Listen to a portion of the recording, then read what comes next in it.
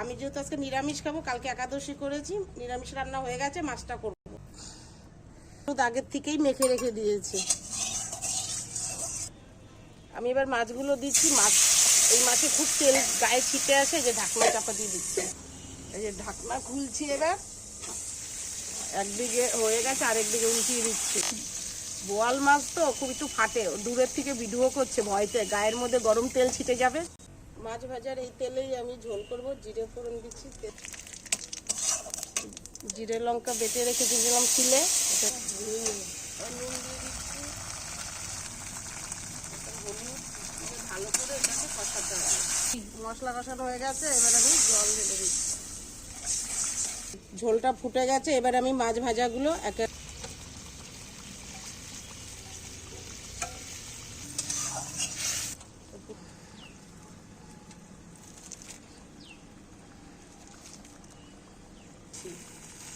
ধনেপাতা দিয়ে ফুটলেই হয়ে যাবে বোয়াল মাছের ঝোল।